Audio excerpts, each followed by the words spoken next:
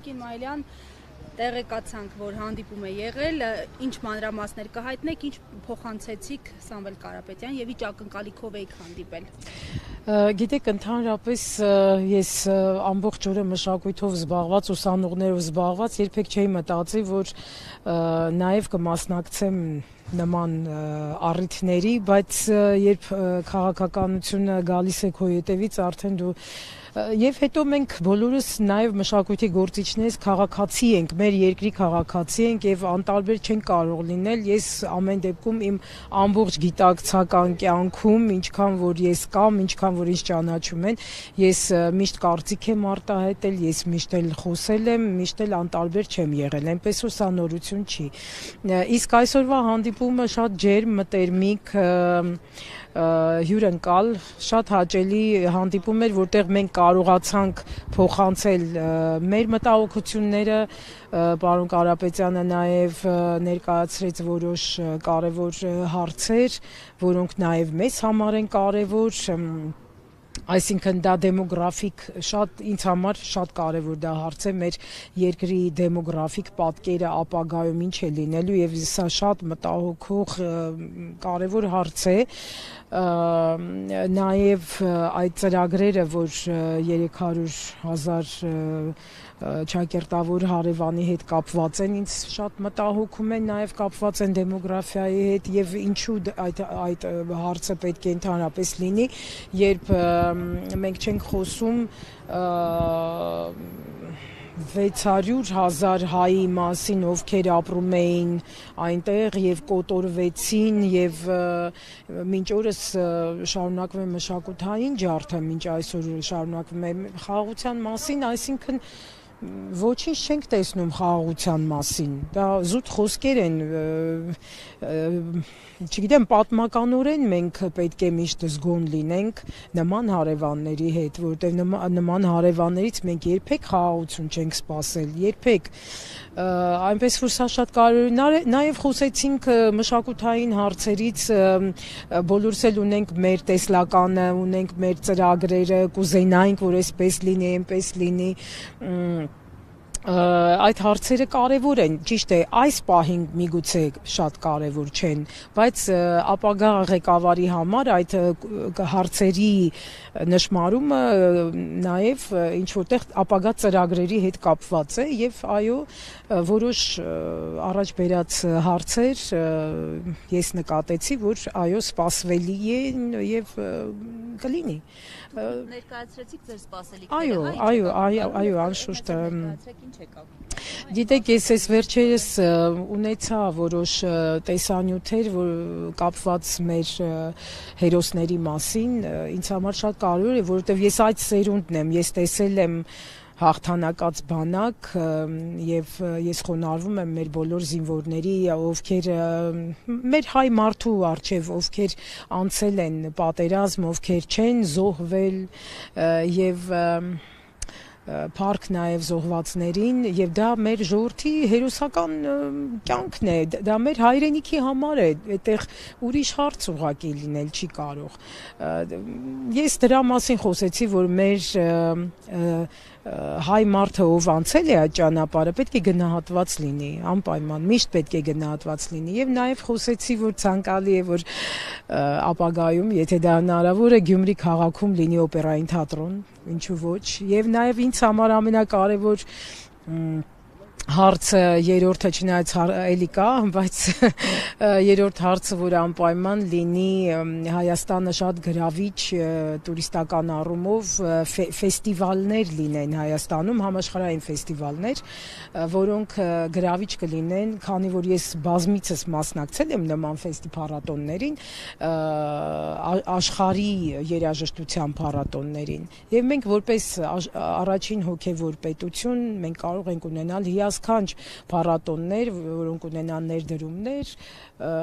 գրավիչ երկիր կլինենք մշակութային առումով, որովհետև մենք հենց դա ունենք ամենակարևորը։ Տիկին Մայլյան, մի հարց էլ շատ են ասում, որ մտավորականները լուռ են այսօր հասական պահին, շատ չեն ձայն բարձրացնում, դուք ինչ կարծիք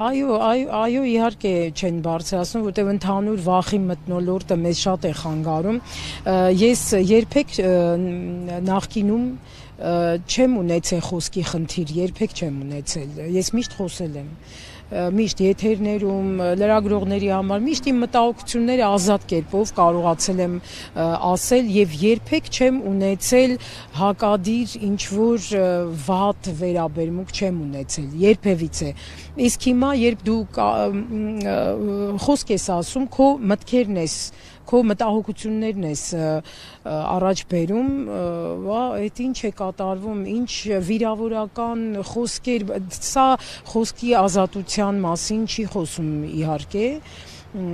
եւ այս առումով եւս մտահոգություն կարող եմ առաջ քաշել,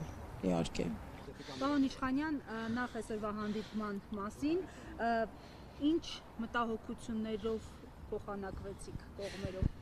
Դե մշակութային գործիչների հետ էր հանդիպումը, մշակութային գործիչները խոսում էին խնդիրներից մշակույթի, առաջարկներով էին հանդես գալիս, նաև ոմանք շնորհակալություն հայտնեցին, որ սկսվել է այս պայքարը, որտեղ շատ տնկճված էին ու դե գիտեք ինչ էր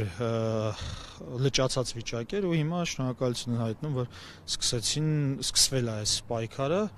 Դե լիահույս են, ամեն դեպքում գիտեք տպավորությունս հետևյալն է, որ այս 8 տարիների ընթացքում մենք գործ ունենք մի մարդու հետ, որը ոչ մի բան չգիտի, պարզապես դեղին մամուլից եկել է ու սկսել է կառավարել եւ բոլոր խելացի մարդկանց, կարող մարդկանց հեռացրել է պետական համակարգից, Սփյուռքի հետ կապերը ամբողջությամբ խզել է, մի խոսքով Թուրքիայի երազանքն է։ Իմ տպավորությունը այն էր, որ այնուամենայնիվ այդ ներուժը այստեղ կա, որ հնարավոր է այն գործիչները, մասնագետները մտնեն պետական ապարատ, որպեսզի հնարավոր լինի որպես զարգացնել մեր երկիրը։ Պարոն Իշխանյան, չեք վախենում այսօրվա հանդիպումից հետո պիտակավորվել, որովհետև գիտենք, որ այն ուժերին, հանրային այն շրջանակներին, նաև քաղաքական շրջանակներին, որոնք Սամվել Կարապետյանի, այսինքն Արցախը հանձնածները պիտի ինձ պիտակավորեն, բանակից թռածները 150,000 մարդու էթնիկ զտածները, հա, այս Եվրոպայի ժողովրդավարությամբ խաբածները ինձ պիտի պիտակավորեն, հետո պիտակավորեն, տեղով պիտակեն։ Դուք հիմա շտապում եք ձեր ֆիլմից։ Հա, իմ ֆիլմը Արցախի ներկայացուցչության շենքում Ծիծեռնակի հավատի կենացը ֆիլմն ենք ցույց տալիս՝ ի պաշտպանություն Արցախի շենքի։ Ու գիտեք, Արցախի շենքը ուզում են խլեն, այսօր էլ Արցախի նախկին նախագահ Սամվել Շահրամանյանի հեռախոսն են վերցրել, այսինքն մենք հիմա գնում ենք Արցախի շենքը պաշտպանենք, հետո եկեղեցին ենք պաշտպանում, հետո մեր հայրենակիցներին ենք պաշտպանում, հետո մեզ ենք պաշտպանում, բոլորիս ենք պաշտպանում ու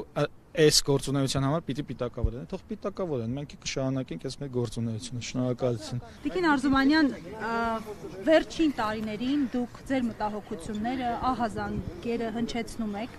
ինչ անել, որ ձեր հանրային մտահոգությունները դառնան գործընթաց եւ օրինակ տան արդյունքներ։ Ես այո միշտ անկեղծ եմ եղել եւ միշտ ընդդիմադիր եմ եղել, միշտ ըմբոստ եմ եղել։ Ես ուղղակի այսօր չգիտեմ անկեղծ ասած այս վերջի տարիները այնքան շատ է տառապանքը, կորուստները, ցավը եղել, որ հիմա այսօր ես մի քիչ հույս ունեմ, որ փրկվելու ենք։ Ինչ ասեմ, եւ իմ խնդրանքը պարզապես իմ ընկերներին, ծանոթներին, բարեկամներին, այն ամբողջ այն հասարակությանը, որ ինձ գիտի, հավատան, որ լավ է լինելու, փրկվելու ենք, բայց պետք է անպայման գնան ընտրությունների, անպայման, որովհետև սա ճակատագրական պահ է, իրոք ճակատագրական, սրանց սուտ խոսքեր չեն, ցենց բնավել, պարզապես ռետորական բաներ չեն, արտահայտություններ չեն, այսօր մենք լինել չլինելու հարցի առաջ են կանգնած, ամենայն լրջությամբ, եւ շատ պետք է բոլորս մտահոգ լինենք մեր հայրենիքի գոյության համար, մեր ապագայի համար, մեր ապագա սերունդների համար, մենք իրավունք չունենք անտարբեր լինել, որովհետև ապրում ենք, ապրելու ենք այս հողի վրա եւ հավատանք, որ ամեն ինչ լավ է լինելու, ինչ ասեմ։ Շնորհակալություն։ Պարոն Գրիգորյան, պայքարի առաջամարտիկներից եք եւ մտավորականների մեջ էլ այս օրերին ճիշտ է, կան մարդիկ, որոնք բարբերաբար խոսում են, դուք եք առանձնանում, ինչ անել, որ իրավիճակ փոխվի։ Պետք է տեր կանգնել ոչ թե անձնական իրավունքների, այլ ազգային եւ պետական իրավունքներին մեր եւ եթե մենք հասկանանք, որ եսից շատ ավելի կարեւոր է, եթե ոչ շատ կարեւոր է մենք կարող ենք փոխել մեր կյանքը, մենք կարող ենք փոխել այս ամեն ինչը, ինչ որ կատարվում է մեզ հետ։ Մենք պետք է հասկանանք, որ մեր խնդիրը ոչ թե ինչ որ անցողիկ այսօր այդպես է, վաղը այնպես է, մենք ջաշակի հարց է, թե մենք ինչ պիտի ընտրենք եւ այլն, այլ մենք շատ գոյաբանական խնդրի առաջ են կանգնած եւ պետք է ճիշտ կողմնորոշվենք եւ դրա համար ես հորդորում եմ բոլորին, որ անպայման պետք է մասնակցեն ընդրություններին, պետք է դեր կանգնեն իրենց ձայնին եւ ես չեմ ուզում որևէ մեկը իմ փոխարեն որոշի, թե ինչ է լինելու ինձ հետ, ինչ է լինելու իմ պետության հետ։ Ես եմ որոշելու եւ ես խնդրում եմ բոլորին, թող այդ գիտակցությունը ունենան եւ այդ գիտակցությամբ ամսի 7-ին մեկ մարդու պես մենք բոլորս պետք է որոշենք, որ մենք ենք դերը մեր իրականությանը, մեր հայ իրականությանը եւ չթողնենք մեր թշնամիները մեր փոխարեն որոշեն, որովհետեւ այսօր կանգնել ենք այդ խնդրի առաջ։ Ուրիշը պիտի չորոշի մեր փոխարեն։ Ես ուզում եմ, որ նաեւ մենք արժանանանք այն ժառանգորդը լինելու, այն մեր նահատակների, որոնք իրենց արյամբ պահել են եւ եկել հասել մեզ այս մեր պետությունը, որը մեր ինքնության երաշխավորն է, մենք չզրկվենք մեր ինքնության երաշխավորից։ Դրա համար մեր հանդիպման ժամանակ էլ հիմա պարոն Կարապետյանի հետ շատ հետաքրքիր էր, որ ինքը անձամբ ասաց, որ ով ուզում է թող ես չեմ ասում, որ մեզ ընտրեք, բայց գնացեք ընտրության, գնացեք եւ դեր կանգնեք երկրին, գնացեք դեր կանգնեք ինքնությանը եւ մեր կալիքի եւ մեր անցյալի եւ այսօրվա։ Շնորհակալ եմ։ Այսօր հանդիպման տպավորությունները կխնդրեմ ներկայացնեք, թե որպես մտավորական, թե որպես քաղաքացի։ Այդ մտավորական բառի նշաձողը մի իջացրեք, որտեղ ինձ համար մտավորականը ուրիշ նշաձողի վրա է։ Մարդ է, որ արվեստը իմ մասնագիտությունն է։ Այդքան է, այդ թողնենք, հիմա անցնեմ տպավորության մասին խոսեմ, երկու բառով կասեմ, որ հրաշալի է։ Իհարկե հետևել ենք եւ մինչ շարժումը, մինչ 18 թիվը հետևել է իր գործունեությանը, իր բարեգործություններին, թե Արցախի հարցով, թե մյուս, բայց կենթանի շփում առաջին անգամ եղավ եւ բոլոր մարկային արժեքների մասով պիտի ասեմ, որ հագեցած եմ դուրս եկել, որովհետև հասկացա, որ գործ ունենք իսկապես ուժեղ եւ մտավոր լուրջ կարողություններ ունեցող առաջնորդի հետ։ Ինչ ասես չեն ասում այս օրերին հասցեն։ Դե ասելը հիմա դուք գիտեք ինչեր են ասելու մեզ։ Ձեզ եւ ինձ էլ արդեն մի շաբաթ որ ինչ որ բան չի լինում, այդ այլանդակությունները չեն գրում, մի տեսակ վատ ենք զգում։ Հուսամ հունիսի 7-ին կվերջացնենք սա եւ այդ այլանդակություններ գրողներին խորապես ցավակցում եմ, որովհետև ես գոնե մի քանի օգուտ կգտնեմ եւ գիտեմ ինչ կանեմ։ Անցնենք թեմային, ես հիմա ուղղակի որպես մարդ, որպես քաղաքացի, որպես Երևանի տղա, որպես Ծագումով Ալաշկերտցի, Փանիկցի, ես ուզում եմ խնդրեմ բոլոր նրանց, ովքեր անտարբեր են, ձեր անտարբերությամբ մի նպաստեք Թուրքի գալուստին։ Մի մասն էլ հավատացած է, որ խաղաղություն է լինելու։ Այդ հավատացածներին պիտի ցավոք սրտի տխրեցնեմ, որտեղ սխալ տեղ են հավատում։ Հավատալ կարելի է մարդուն, իսկ ոչնչությանը հավատալը մի քիչ կներեք, բայց մտավոր կարողություններից զուրկ մարդու երևույթը։ Երբ որ հավատում ես, բայց չգիտես ինչին։ Իսկապես չգիտես ինչի, որտեղ որևէ արժեք չեմ կարող գտնել այդ մեկի մեջ, ով որ խաղաղություն է խոստանում։ Եվ ինչով է խաղաղությունը խոստանում, այսինքն երբ որ թշնամին ի վիճակի է առանց որևէ նախապայմանի վերցնել տարածքներ եւ վերցնել գերիներ եւ պահել, վերջը դրա խաղաղությունը ո՞րն է։ Չի կարող լինել խաղաղություն, եթե մենք պետք է չգնանք ընտրության կամ գնանք ընտրության, Աստված չանի, ընտրենք թուրքերին։ Իսկ դուք ինչ եք նկատում, մեր ժողովրդի պատրաստ է փոփոխություն անելու։ Ժողովրդի տոկոսային մասին չեմ կարող խոսել, ցավոք սրտի, որտեղ ինքներս տեսնում ենք ժողովրդի ինչ վիճակում է, ամեն դեպքում հուսամ ժողովրդի մեջ կարտնանա այն իսկական հայի գենը, որ կգիտակցի, որ հայերը դեռ պատրաստ չեն թուրքերի հետ միասին ապրելու։ Հուսամ կգա այդ օրը, բայց այդ օրը կգա այն դեպքում, երբ որ ոչ թե նվաստացած եւ մուրացող խաղաղություն ունենանք, այլ պարտադրված եւ ուժեղ, որը կունենանք։ Պարոն Ամալյան, եւ այս հրամատեքստում նաեւ չեմ կարող չանդրադառնալ Արցախի թեմային, որը այս պահին ամեն գնով ուզում են այդ դուռը փակել, այսօր էլ իշխանական տեսակետները հետևյալն են, որ Հայաստանի Հանրապետությունը ազատել են Լեռնային Ղարաբաղի թակարդից եւ ավելին Ես այս մտածելակերպով մարդկանց համարում եմ հոգեբուժարանի կարիք ունեցող, ովքեր կարող են մտածել, որ Արցախը տվել են անուն խաղաղության։ Արցախը պատերազմի պարտություն է, ոչ թե խաղաղության արժեք։ Սկսենք այդտեղից եւ ասեմ մի հրաշալի բան, ինքս միստիկ երևույթների չեմ հավատում եւ չունեմ այտենց կարծիքներ միստիկայի եւ սնոտիապաշտության հետ, բայց մի բան գիտեմ, որ մինչեւ երևի թե 2030 թիվը որևէ տարվա մեջ 26-նա, 27-նա, 26-ը չենք հասցնի, բայց 27-28-ից կսպասեմ, որ ես նորից դատի վանքում իմ ընկերների հետ կմասնակցեն պատարագի։ Փաշինյանը սպառնում է, ասում է,